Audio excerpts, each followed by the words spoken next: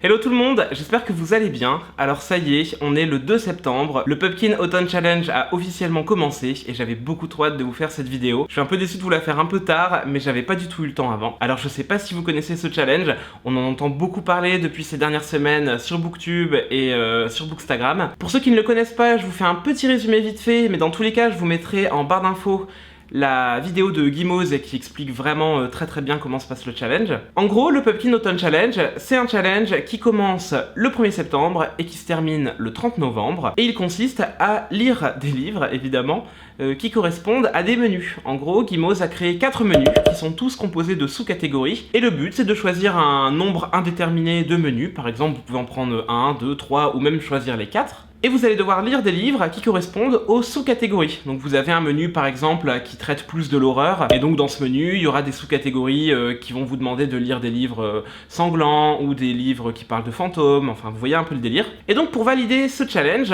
on a le droit à 2 options. La première option, donc c'est de compléter au moins un menu, ou alors en deuxième option on peut aussi débloquer des titres, un peu comme dans les jeux vidéo. Par exemple, vous pouvez valider votre challenge en débloquant le titre Une fin de loup-garou. C'est un titre que vous pouvez débloquer en lisant une sous-catégorie de chaque menu. Alors j'espère que j'ai été assez clair. Dans tous les cas, vraiment, si vous souhaitez en savoir plus, je vous invite vraiment à regarder la vidéo de Guimauze qui résume tout très bien. Alors moi, vu que c'est la première année que je vais faire ce challenge, je me suis dit je vais pas voir les choses trop en grand et je vais me faire un challenge plutôt petit. Pour réussir mon challenge, j'aimerais bien réussir à lire un menu entier, donc c'est-à-dire de valider les 3 sous-catégories d'un menu. Et j'aimerais bien aussi débloquer le titre Une fin de loup-garou, qui consiste donc à lire un livre qui traite d'une sous-catégorie par menu. Pour vous faire simple, il y a 4 menus. Pour valider mon challenge, je vais lire 2 livres qui valident toutes les sous-catégories du menu numéro 1. Et ensuite, je vais lire un livre pour une sous-catégorie du menu 2, un livre pour une sous-catégorie du menu 3, et un livre pour une sous-catégorie du menu 4. Ça a l'air hyper brouillon comme ça, j'ai l'impression que je vous ai perdu alors que c'est que le début de la vidéo. Bref, on va rentrer dans les trucs un peu plus concret et je pense que vous arriverez mieux à me suivre. Et donc, comme je vous l'ai dit, pour mon challenge, j'ai choisi de traiter intégralement le menu numéro 1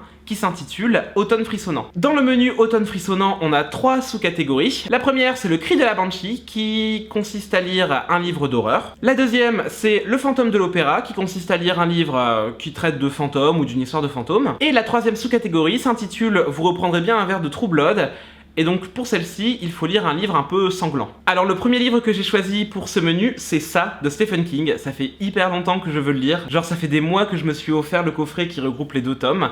Et j'ai toujours pas eu l'occasion de m'y mettre. Donc ça sera certainement le premier livre que je lirai pour mon challenge. Et celui-ci me servira à valider 2 sous-catégories dans le menu Automne frissonnant. La première qui est le cri de la banshee, et la troisième qui est Vous reprendrez bien un verre de True Blood. Le deuxième livre que j'ai choisi pour ce menu, c'est L'étrange vie de Nobody Owens de Neil Gaiman, qui me validera la sous-catégorie Le fantôme de l'opéra. En gros, L'étrange vie de Nobody Owens, ça nous raconte la vie de Nobody Owens, dont les parents se sont fait assassiner par Jack l'Éventreur quand il était encore bébé. Il a ensuite été recueilli par des fantômes qui se sont occupés de l'élever et de faire son éducation.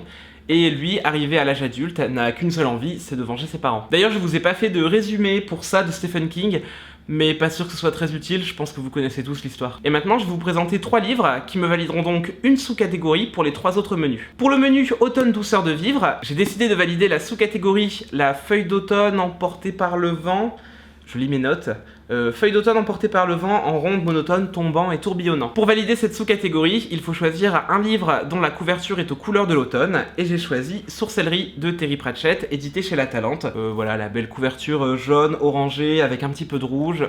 Pour moi, c'est l'automne. Pour ce qui est du menu Automne ensorcelant, j'ai décidé de valider la sous-catégorie Bal et Pâtes, qui nécessite de lire un livre féministe ou qui parle d'histoire. Et moi, j'ai décidé de lire Que les étoiles contemplent mes larmes de Mary Shelley. C'est un journal d'affliction, un genre de journal intime que Mary Shelley, qui est l'autrice du livre Frankenstein, a écrit quand elle a perdu ses enfants et son mari dans un tragique accident, il me semble. Et donc, ce journal, elle l'a tenu pendant des années et ça lui a aidé à panser ses blessures. Apparemment, c'est une lecture très forte et très triste, mais j'avais extrêmement envie de le découvrir, donc j'ai vraiment hâte de me plonger dedans. Et ensuite, pour le 4e et dernier menu qui s'intitule Automne enchanteur, j'ai eu beaucoup de mal à choisir un livre. En fait, au départ, je voulais valider la sous-catégorie qui s'intitule Grimoire, Chandelle et Clochette, je crois, où on devait choisir un livre qui parle de petits peuples ou d'elfes. Et donc, pour valider cette sous-catégorie, je voulais lire le premier tome de La Cour d'Onyx, qui s'intitule Minuit jamais ne vienne.